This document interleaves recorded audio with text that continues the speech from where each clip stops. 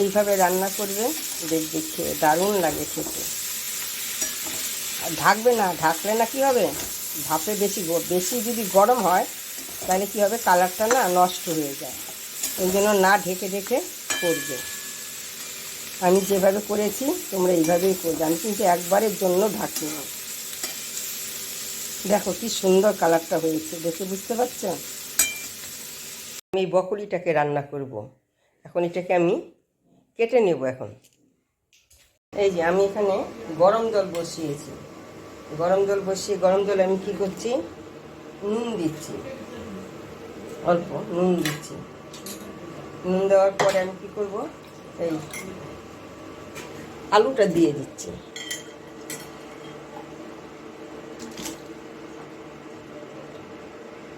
আলুটা অল্প হালকা একটু গরম হোক।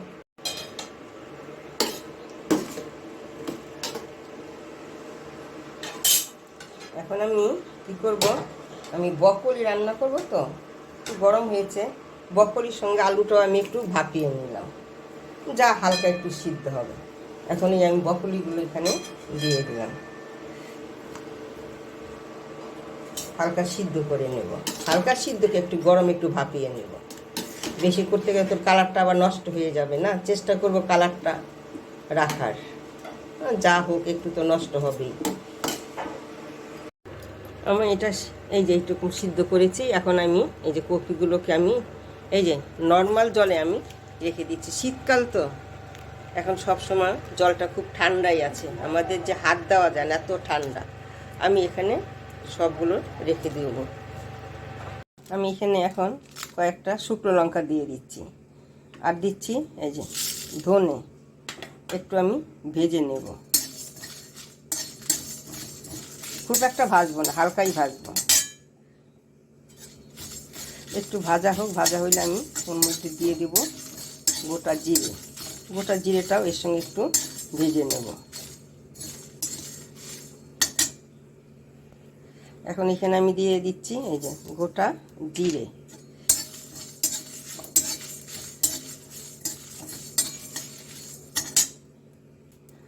হালকা এখন কালারটা চেঞ্জ হয়েছে।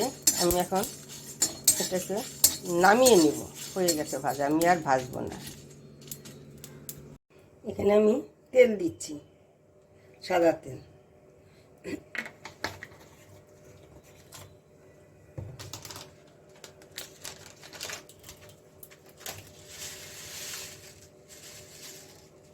তেলটা আমার গরম হয়েছে।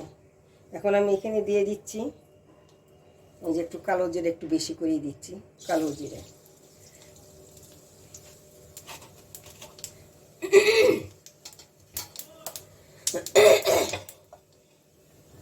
এখন এখানে দিয়ে দিচ্ছি আমি আলু। এর সঙ্গে সিদ্ধ করে রেখেছিলাম, ওই আলুটা আমি দিয়ে দিচ্ছি, একটু ভেজে নেব।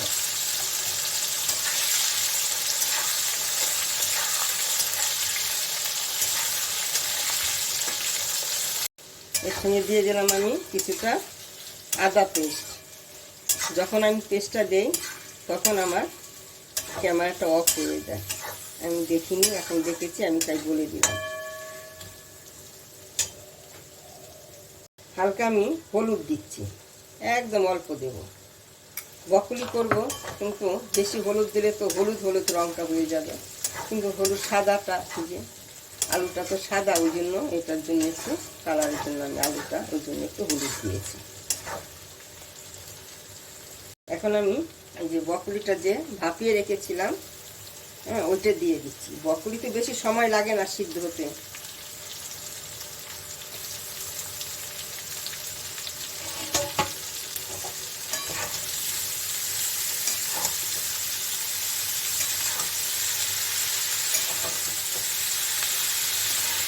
নুনটা একটু পরে দিচ্ছি, তো নুন দিয়ে আমি একটু ভাপিয়ে নিয়েছিলাম।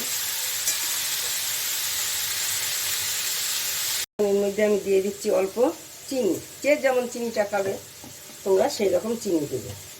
আর দিয়ে দিচ্ছি আমি পরিমাণ মতন নুন।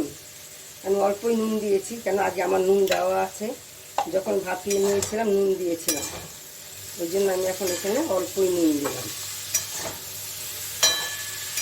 বকরি সিদ্ধ হইতে না সময় নেয় না।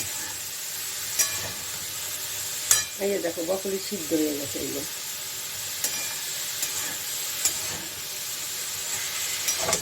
আমার আলুও সিদ্ধ হয়ে গেছে। যে ভাজা মশলাটা করেছিলাম এই মশলাটাকে আমি এই যে দিয়ে দিলাম।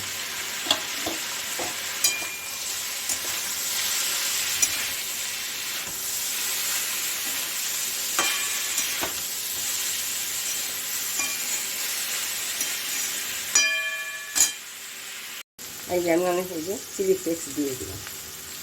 এইভাবে রান্না করে দেখবে, খেয়ে খুব ভালো হয়। আমার রেসিপি যদি তোমাদের পছন্দ হয় লাইক করবে, শেয়ার করবে, সাবস্ক্রাইব করবে। রান্নাটা হয়ে গেছে, আমি এখন নামিয়ে দিই। এই যে দেখো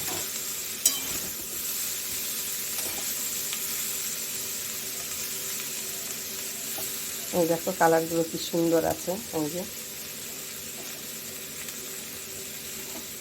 আমি যেভাবে করেছি তোমরা এইভাবেই করবে।